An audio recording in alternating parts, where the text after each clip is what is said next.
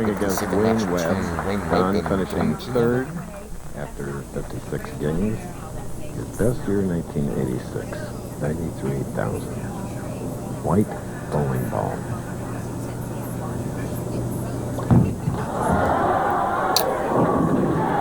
Great for the pro that hasn't bowled in the tour full time since 1991. Confidence is back. You're right, Chris. If there's any one player, even though Webb shot a great first game, that really has the right shot for this championship here, it's Genalo. But Webb's loose, and he's a champion and a big winner.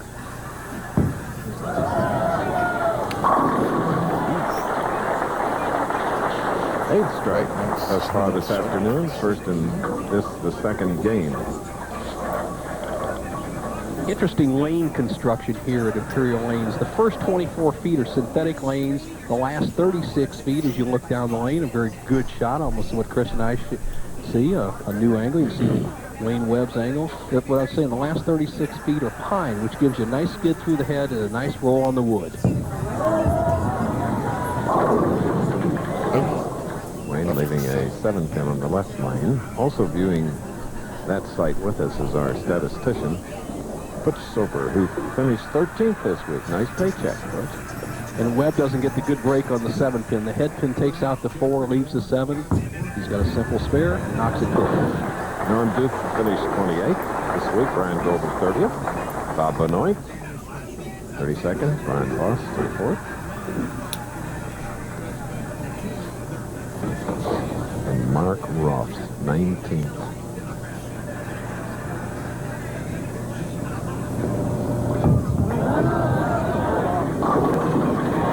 Great mixing action down there in the right lane. And it's a 10-pin lead for Don Genalo. Well, I like Genalo's style. It's some style for everybody to copy. It's a simple 5-step delivery. Look at how steady his head. He drops down a little bit. But look at all these positions. Look where that pivot step is, and watch him drive straight through the target, locked arm swing, and probably most important, Chris, he is disciplined at the foul line, holds that follow through. Great concentration.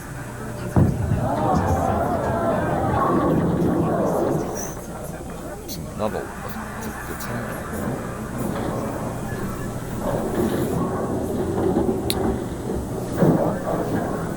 6'1", 150 pounds, 37 years old, last win, Windsor, Ontario, Canada, where we have a lot of viewers.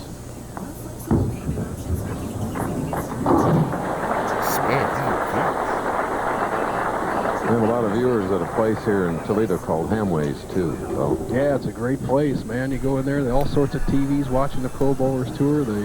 It's always a fun spot. And I know that you'd like to stop by there sometime if we ever get a chance.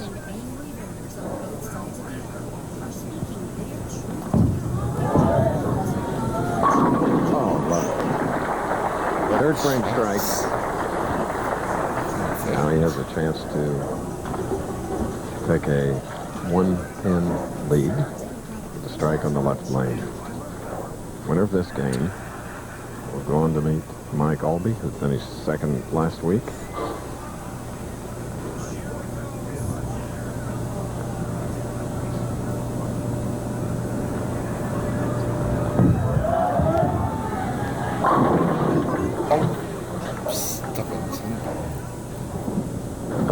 Well, the lane I think that Wayne should hit the best. It allows for a little more swing, a little more hook, a little more towards his natural game. Has kind of been his undoing. He's around the pocket, but can't seem to put together the doubles. When strike, light 7-pin strike, half 10. He's going to trail by 9. In our second game, Imperial Lanes Pba National Championship. Chrysler Cup, Sunday on ABC Sports. Great angle shot of Imperial Lanes here in Toledo, Ohio. From Perrysburg, Ohio. Married a lovely lady from that area and made their residence here, Don Genalo.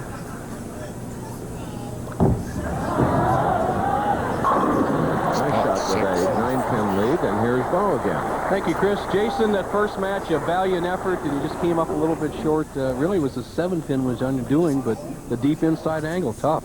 Right, that's the first time I played it out here on the PBA Tour. You know, we never get in that far, being left-handers, not much play. But I found a great reaction in there, and I felt like I threw it good today. Well, you bowled like a pro. You're a former Rookie of the Year, and I look for more good things to come to you. Good luck next week. Back to you, Chris. Okay, we really do. And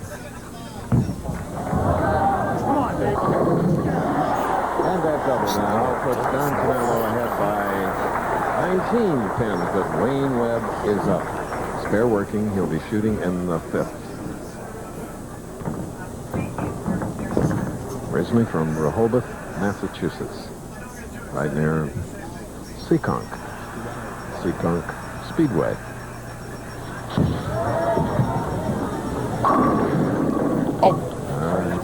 Fourth in, couldn't trip it. This is the man that won the Tournament of Champions in Akron. This year it will be the Brunswick World Tournament of Champions in the Chicago area. Okay, spare, and here's Bo. Thank you, Chris. With me, Mike Albee. Mike, in the history of bowling, when I usually watch, it's usually the left-handers playing the outside line, the right-handers playing the inside line. It's actually reversed, and is that kind of an edge for the righties in the championship round? Well, I think their angles of the pockets can be a little better for carry, but, you know, Jason and I have done pretty well all week, and I see no reason for it to change today at all. Mike, what's the one key pin you got to work on from that angle? Well, 7-pin, you know, it's trouble getting the angle to get the ball to flip and finish back flush because the ball fades from in there, so it's tough to get the corner out the 7. All right, let's see if he can do it, Chris. Back to you. Okay, strike on the left lane for Wayne Webb. Now with a double up, shooting in the 6th frame to take a 30-pin lead.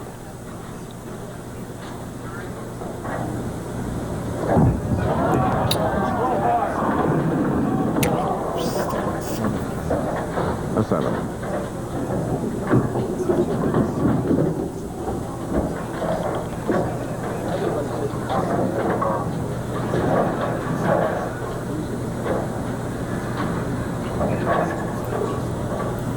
can't hear you. I can't hear you. Genalo for the 7-pin. Okay.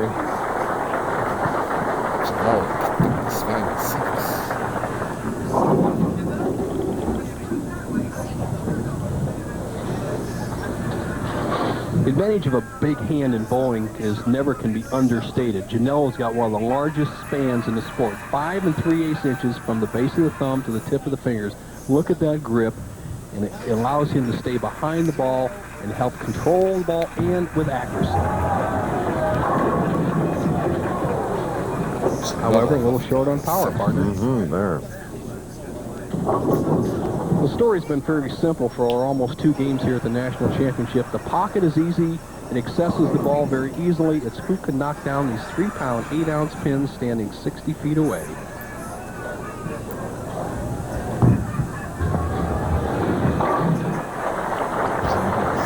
Don Genalo, whose last 2 appearances were at the Tournament of Champions in 86 and 90, will be back.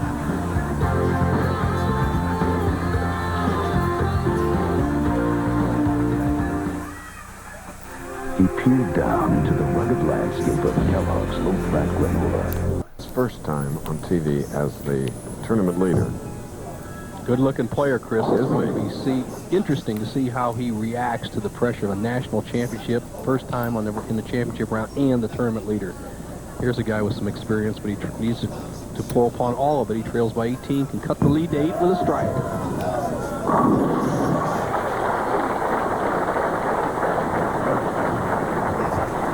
Coming up next on ABC's Wide World of Sports, Jenny Minow and Todd Sam defend their title in the Paris competition at the State Farm United States Figure Skating Championships. And in her final United States competition, Bonnie Blair goes for the gold in the World Sprint Speed Skating Championships. That's all next, right here, ABC Sports. Webb can take the lead with a strike. Traveling back against Don Genalo, who's up and ready. Oh, that's just superb how his ball is in the pocket. It's going down there about 45 feet, the full extent of the oil line, just making a little flip. Now here's old Bigfoot, size 13A. Another advantage in the sport of bowling. Allows him to be on balance at the foul line. That's good foundation. Got him there. 8th frame strike.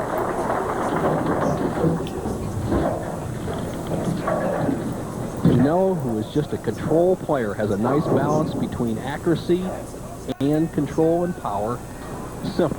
This is the way you should learn it. You can learn to develop the power. He'll end up sliding this area. You can just bet he's going to be right around that second arrow. Here it goes, just like this.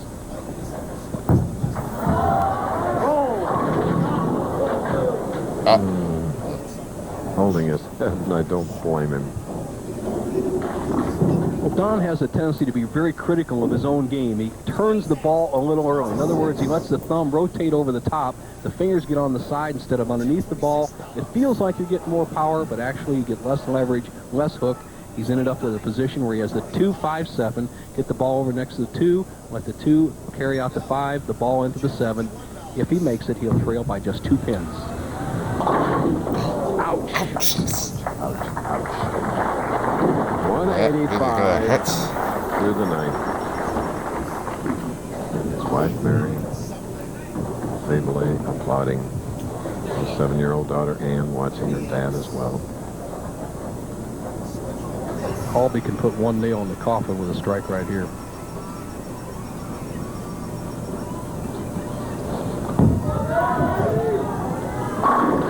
I say Albie, Mike, Wayne Webb.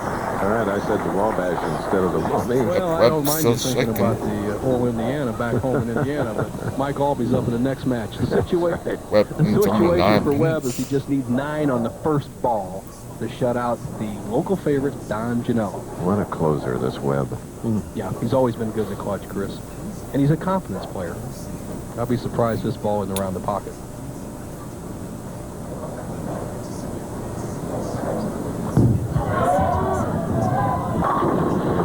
Good son. You're looking at the face of a competitor. Oh, he's determined. He's $1 million player. Look at his stats. He's one of the top 10 all-time money winners, cracked that $1 million mark. He won 16 titles in a period of about 7 or 8 years. He's only won once in the last 10 years, so he's hungry, he's more mature, and he looks awfully sharp today. Last night had a big game against Dale Schreiber, 254 to 244. That was in the final game, and he closed it out with 6 strikes to get himself in the number 5 position. He's taking advantage of that right now. Now, that last shot, you could see that swing area he has on the left-hand wing. He sent that ball out a little bit wider. Now he's edged a little board left on the approach, swinging a little bit wider, a little test shot here. Hello. 248. That to go with his 235 victory over Jason Couch, who shot a 225. Genalo can finish with 215, good for 4th place. And there you see Mary. I always feel for a family of a bowler that just didn't get enough pins. Well, Don's got a wonderful job. He has a nice pro shop locally here in town. He's well received. He's won over $600,000 on the pro tour. He enjoys staying home with his family. Gets to bowl part-time as a regional player. And he's really acquitted himself well for a part-time player. Just one bad shot, the 9th frame. He strikes there, Chris. He could add a 247. So, pat on the back to John Genalo for making a comeback and getting back here on the tour and in the Pba National, finishing 4th. He's going to bowl 2 or 3 tournaments. Sure. He's accomplished what he wants to. Obviously, he'd like a little bit more, but good week. We hope so. Neat guy. As he went match. 248, Like, 215.